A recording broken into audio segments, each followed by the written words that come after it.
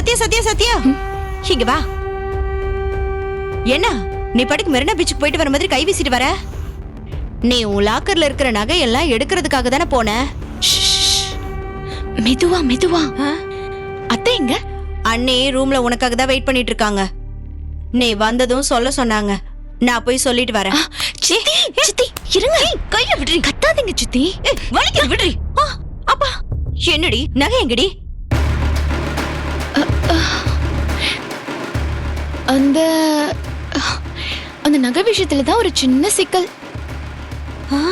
சிக்கலா? ஆக்சுவலா சின்ன சிக்கல் இல்ல, பெரிய சிக்கல்.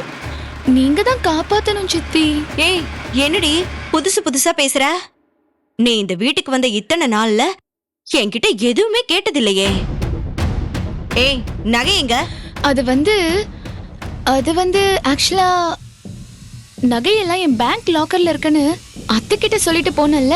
ஆமா, அது பேங்க் லாக்கர்லயே இல்ல.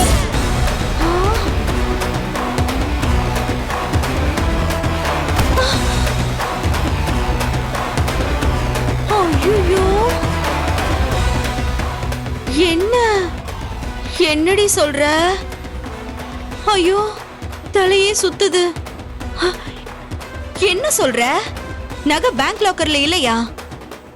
அப்படி சொன்ன அத்தை சரி நகைலாம் அங்கே இருக்கட்டும்னு சொல்லிடுவாங்கன்னு பார்த்தேன். ஐயோ ஆனா அவங்க பிடிவாதமா எடுத்துட்டு வாங்கன்னு சொல்லிட்டாங்களே. நான் அவங்க அப்படி சொல்லுவாங்கன்னு எதிர்பார்க்கவே இல்ல. நீ இப்படி சொல்லுவேன்னு சத்தியமா நான் எதிர்பார்க்கல. இப்ப அத்தைய எப்படி சமாளிக்கிறதுன்னு கூட தெரியல சித்தி. ஏதாச்சும் ஐடியா கொடுங்களேன். அடி பாவி, கூட்ஸ் வண்டி மாதிரி என்னை இதுல கோத்து விடுறியா? அப்போ உன் நகையெல்லாம் எங்கடி சொல்லுடி. வித்துட்டேன். வித்துட்டியா? அடி பாவி, அப்போ அத வீட்டு லாக்கர்ல வைக்கலையா?